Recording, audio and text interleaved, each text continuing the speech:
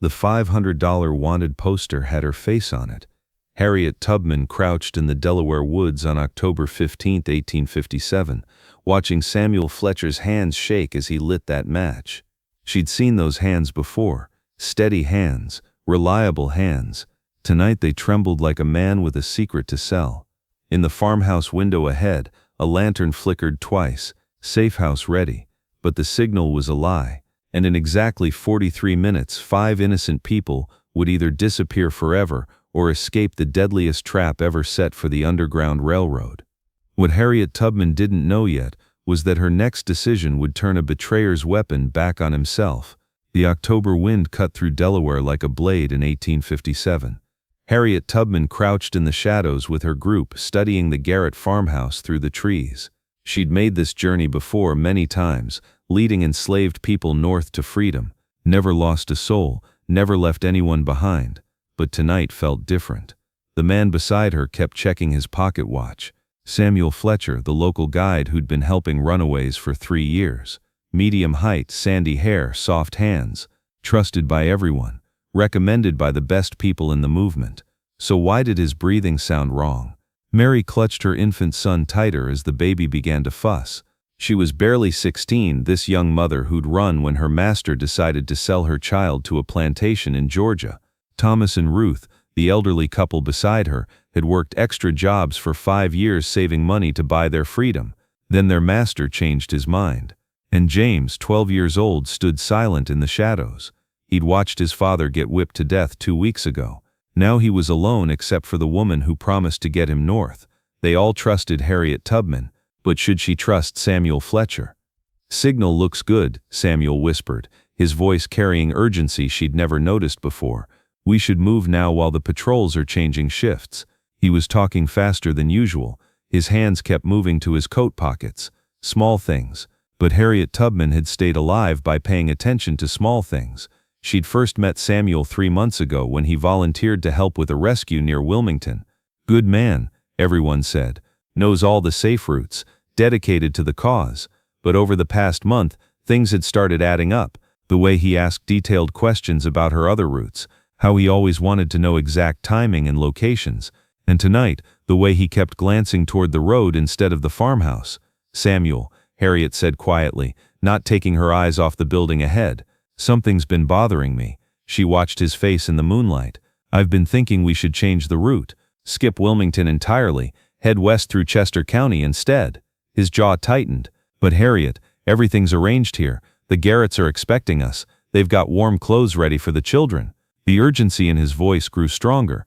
"If we change plans now, we'll be traveling in daylight. Too dangerous." Every word he said made perfect sense, and that's exactly what made her blood run cold. But what happened next would prove her instincts were about to save 5 lives. Harriet Tubman had survived countless dangerous journeys into slave territory because she never ever ignored that feeling in her gut when something was wrong. It had saved her life when bounty hunters with bloodhounds tracked her through the treacherous Maryland swamps near Cambridge. It had warned her away from what looked like a safe house in Pennsylvania that turned out to be crawling with slave catchers who'd tortured information out of a captured conductor. It had kept her alive when her own desperate family members, tempted by the enormous reward money, had briefly considered turning her in to the authorities. Tonight that inner voice was screaming louder than it ever had before, like a fire bell ringing in the darkness of her mind. She made her choice with the cold calculation that had kept her breathing through 17 previous missions. "You're absolutely right," she said, forcing a smile. "We'll stick with the original plan." She turned to the group huddled behind them. "Folks, we move in 10 minutes. When I give the signal, we walk single file to that house. Stay quiet, stay close, and do exactly what I tell you." But Harriet wasn't planning to go to that house. She was planning something else entirely. As Samuel moved to help organize the group, Harriet slipped into the deeper shadows. Her heart pounded as she pulled out paper and pencil. In the darkness, she wrote quickly, "Taking group to Jenkins Farm instead. Will arrive around midnight. 2-lantern signal." She folded the note and crept back to where Samuel stood with the others. "Samuel," she whispered, pressing the paper into his hand, "need you to run this note to the Garretts. Tell them we'll be an hour late. Some folks need more rest." She watched his face carefully. "Can you handle that?" He took the note without hesitation. "Of course, Harriet. Back in 20 minutes. He disappeared toward the farmhouse, exactly as she'd hoped. The moment he was gone, Harriet Tubman turned to her group. "Change of plans," she said quietly. "We're not going to that house. Different route entirely." Mary's young face crumpled with fear, the 16-year-old clutching her baby tighter. "But Miss Harriet, that man said it was safe." Thomas, the grizzled blacksmith with weathered hands, looked confused. Harriet Tubman knelt down so she could see their faces clearly. "I don't know for certain," she said honestly, "but something doesn't feel right. I've learned to trust that feeling." She stood and shouldered her pack. "I've brought people north before and never lost anyone. I'm not starting tonight. You still trust me?" They did. Young Mary adjusted her baby against her shoulder. Thomas helped Ruth, his devoted seamstress wife, to her feet. 12-year-old James stepped closer to Harriet without being told. They followed her north through the woods, away from the farmhouse, away from whatever Samuel Fletcher had planned. 3 miles later, hidden in a grove of pine trees, they heard exactly what Harriet had been expecting. The dogs came just before dawn, bloodhounds baying in the distance like death songs. Harriet Tubman and her group pressed deeper into the pine grove as the sound grew louder. Young Mary, the teenage mother, started crying softly, clutching her baby. The older folks, Thomas the blacksmith and Ruth his seamstress wife, looked at each other with haunted recognition. They'd heard that sound before, slave catchers on the hunt, but they weren't hunting Harriet's group, they were hunting ghosts. Through the trees they could see torches moving near the Garrett farm, hear shouting voices. Samuel Fletcher, the supposed guide with soft hands and nervous habits, had delivered her false note exactly as planned. The slave catchers were raiding the wrong location while her real group sat safely hidden miles away. But what they heard next would prove just how close they'd come to death. "Miss Harriet," young James whispered, the orphaned boy's dark eyes wide with understanding. "Those dogs are at that farmhouse, aren't they?" Harriet Tubman nodded grimly. The sounds continued for over an hour, dogs barking in frustration, men cursing, horses galloping back and forth. Finally, as the sun rose, everything went quiet. They waited another hour before Harriet felt safe to move. When they finally emerged, she gathered everyone close. "We've got 3 more days to Philadelphia," she said. "But we're going to make it, all of us." She looked each person in the eye. "When we get there, when you're safe and free, remember something. Sometimes the hardest part isn't fighting the enemy you can see. It's recognizing the enemy standing right beside you."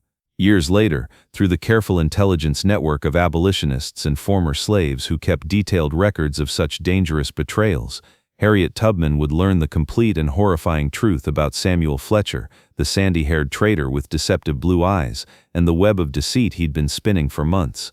He'd been working secretly with a ring of professional slave catchers led by a man named Captain Morrison, a former plantation overseer who'd turned bounty hunting into a brutal and lucrative business. Samuel had been earning substantial money, $25 for every group he helped them capture, plus additional bonuses for particularly valuable individual slaves who could be sold for high prices in the Deep South. But here's what made that night reveal who Harriet Tubman really was as a leader and human being. That cold October night when she knew with absolute certainty that Samuel Fletcher was a traitor working to get her and 5 innocent people killed or captured, she could have exposed him directly and immediately, could have overpowered him. She was physically stronger than he looked and had far more experience with real violence, could have tied him up and left him for the authorities with a detailed written confession of his crimes against innocent people, could have confronted him in front of the terrified group and let them decide his fate through frontier justice. She had every legal right under the harsh Fugitive Slave Act to make a citizen's arrest of anyone aiding and abetting the capture of runaway slaves, every moral right to be furious about the lives he'd destroyed, every human justification to want revenge for the people he'd betrayed and sold into continued bondage or death for 30 pieces of silver. But that wasn't how Harriet operated. She wasn't driven by revenge or personal satisfaction or the burning desire to settle scores with people who had wronged her.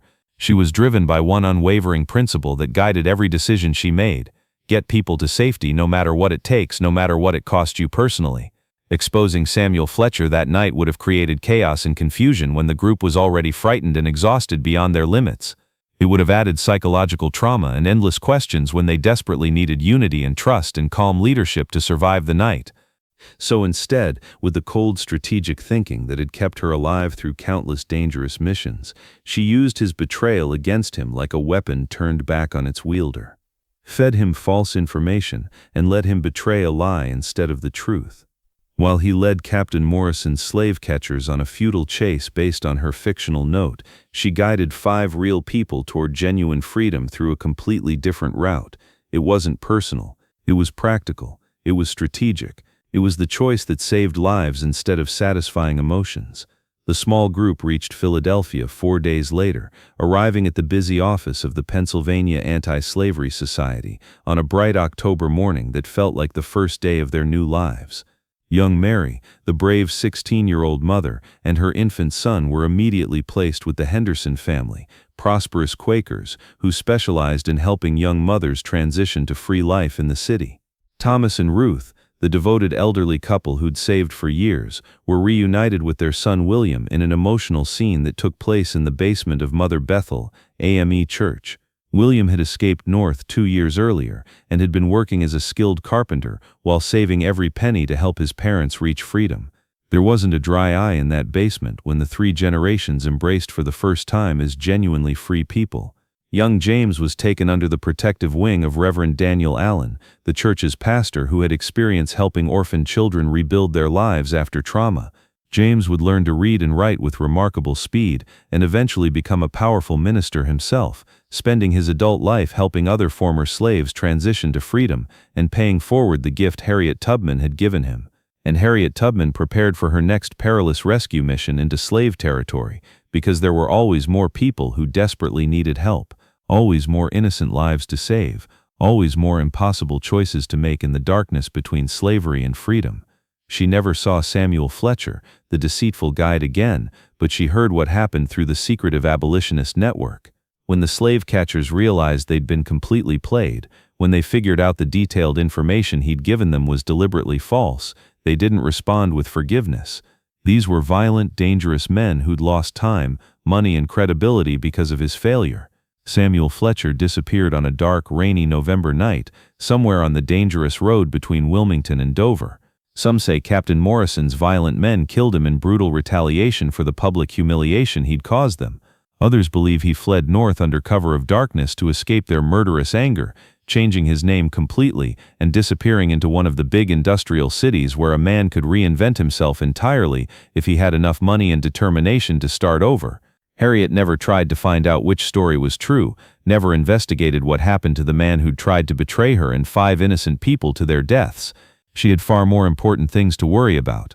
But what happened that October night changed everything about understanding real courage. When Harriet Tubman faced the choice between her desire for justice and her responsibility to protect 5 innocent people, she chose protection every single time. She chose to be strategic instead of emotional, practical instead of personal. She turned her enemy's greatest weapon against him and used it to save lives. Because of that choice, 5 people who went to sleep in chains woke up free. That's what real leadership looks like. Not the kind that feels good or satisfies your ego, but the kind that gets results. Not the kind that seeks revenge, but the kind that saves lives. Harriet Tubman understood that sometimes the right choice isn't the satisfying choice. Sometimes protecting others means swallowing your own pain, your own anger, your own need for justice, and that's exactly what separates heroes from everyone else. Heroes don't choose what feels good, they choose what works. They don't choose what's easy, they choose what's necessary. They don't choose revenge, they choose results. The farmhouse where Samuel Fletcher, the treacherous guide, tried to betray them still stands today in rural Delaware. There's a historical marker there now, but it doesn't tell this specific story. It doesn't mention the night Harriet Tubman outsmarted a traitor and turned his betrayal into salvation for 5 souls who trusted her with their lives. But the descendants of those 5 precious people, remember, young Mary's great-grandson became a respected doctor. Thomas and Ruth's family includes dedicated teachers and successful business owners. James founded 3 thriving churches, all because one remarkable woman refused to let betrayal defeat her sacred mission. When people ask what made Harriet Tubman so special, they usually mention her incredible courage or unwavering determination. All true. But what really made her extraordinary was simpler. She understood that being a true leader means the people you're protecting matter more than your own feelings. Their safety matters more than your need for revenge. That night in Delaware, Harriet Tubman had every reason to hate Samuel Fletcher, the smooth-talking betrayer, every right to want him punished. Instead, she saved him from himself, while saving 5 others from death. She chose love over hate, protection over punishment, life over death. That's the powerful lesson she left us. When you have to choose between serving your ego or serving others, between getting revenge or getting results, between proving you're right or keeping people alive, choose others, choose results, choose life. That's what true heroes do. They do what needs to be done when it needs to be done, regardless of the personal cost to themselves. Have you ever had to put other people's needs before your own burning desire for justice?